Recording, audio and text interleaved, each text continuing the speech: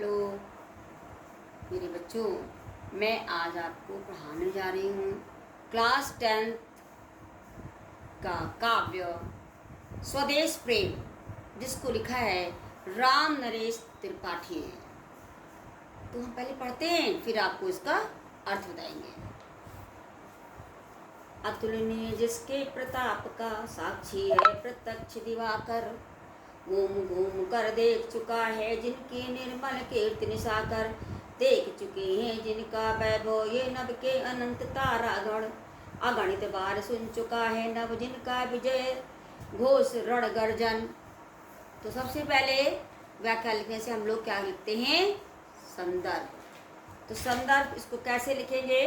प्रस्तुत पद्यांश हमारी पाठ्य पुस्तक हिंदी के काव्य खंड में संकलित राम नरेश त्रिपाठी द्वारा रचित स्वदेश प्रेम शीर्षक कविता से उद्धृत है या अवतरित है या ली गई है। आप उसमें कुछ भी लिख सकते हैं। अब इसका प्रसंग, कवि ने इन पंक्तियों में भारत के गौरवपूर्ण अतीत की झांकी प्रस्तुत की है। देखिए व्याख्या कैसे लिखेंगे इसके? अतुलनीय जिसके प्रताप का साक्षी है प्रत्यक्ष दिवाकर। त्रिपाठी जी कहते हैं कि तुम अपने उन पूर्वजों का स्मरण करो जिनके अतुलनीय प्रताप की साक्षी सूर्य जो है वो आज भी है, या उसने उस समय के कार्य को देखा, फिर घूम घूम कर देख चुका है जिनकी कीर्ति निर्मल कीर्ति निशाकर, देख चुके हैं जिनका वैभव ये नभ के अनंत तारागण। ये ही तो हमारे कौन है? पूर्व पुरुष थे, जिनकी धवल और स्वच्छ कीर्ति को चंद्रमा भी यत्र तत्र सर्वत्र घूम घूम कर देख चुका है। वे हमारे पूर्वज ऐसे थे जिनके ऐश्वर्य को तारों का अनंत समूह सबसे पहले देख चुका था, अगणित बार सुन चुका है नभ जिनके विजय घोष रण गर्जन। हमारे पूर्वजों की विजय घोष और युद्ध गर्जनाओं को भी आकाश अनगिनत बार सुन चुका है। कहने का भाव यहाँ पर यह है कि हमारे पूर्वजों के चरित्र, प्रताप, यश, वैभव आदि सभी अद्भुत और अपूर्व थे। ठीक है, तो ये था इसका व्याख्या। अब आगे देखिए, सागर छाती पर जिनके अगणित अर्णव पोत उठाकर पहुंचाया करता था प्रमुदित भूमंडल के सकल तटों पर, नदियां जिसकी यश धारा सी बहती हैं अब भी निस्वासर, ढूंढो उनके चरण चिन्ह भी पाओगे तुम इनके तट पर। जो हमारे पूर्वज थे वह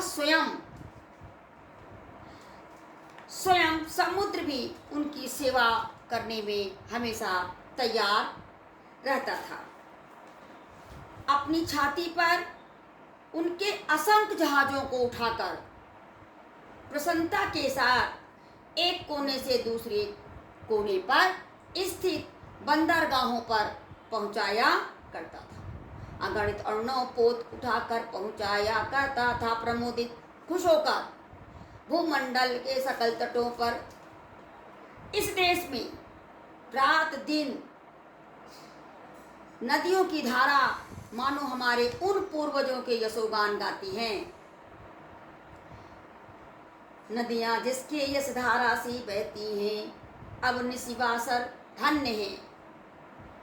वो हमारे महापुरुष, वो हमारे पूर्वज जिनका समर्पण, उत्साह, सौंदर्य अद्भुत था।